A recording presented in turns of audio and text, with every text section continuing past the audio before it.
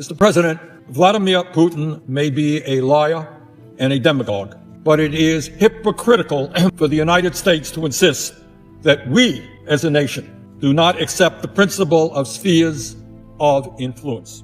Hostility to early NATO expansion is almost universally felt across the domestic political spectrum here, end quote.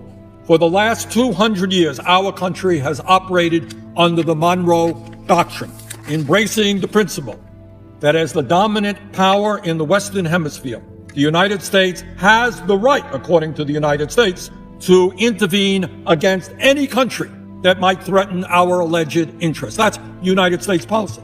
And under this doctrine, the United States has undermined and overthrown at least a dozen countries throughout Latin America, Central America, and the Caribbean. As many might recall, in 1962, we came to the brink of nuclear war with the Soviet Union.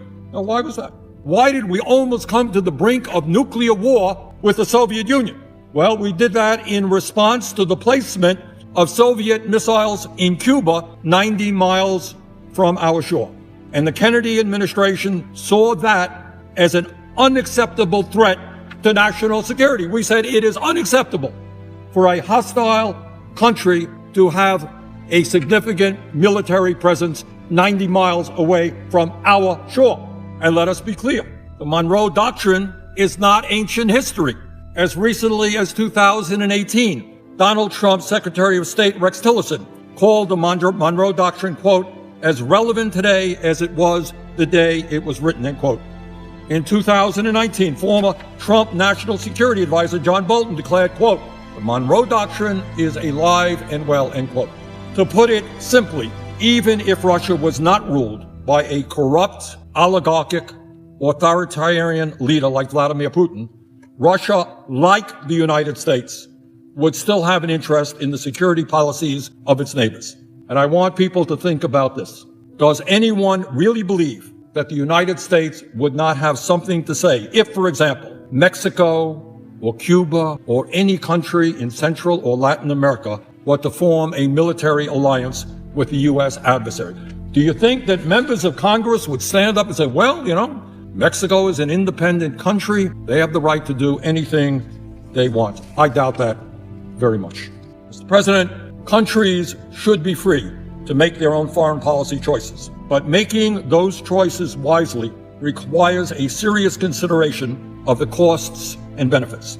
The fact is that the U.S. and Ukraine entering into a deeper security relationship is likely to have some very serious costs for both countries. We must never forget the horrors that a war in the region would cause and must do everything possible to achieve a realistic and mutually agreeable resolution, one that is acceptable to Ukraine, Russia, the United States, and our European allies, and that prevents what could be the worst European war since World War II. That approach is not weakness, it is not appeasement. Bringing people together to resolve conflicts without war is strength, and it is the right thing to do.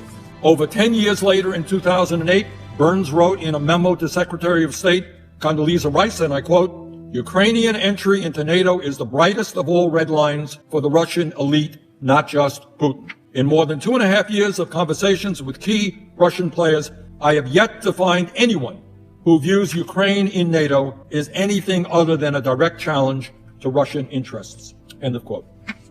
So again, these concerns were not just invented yesterday by Putin out of thin air. My colleagues, as we have painfully learned, wars have unintended consequences. They rarely turn out the way the planners and experts tell us they will.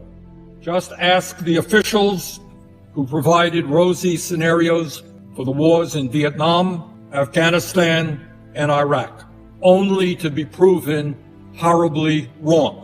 Just ask the mothers of the soldiers who were killed or wounded in action during those wars. Just ask the families of the millions of civilians who became collateral damage in those wars.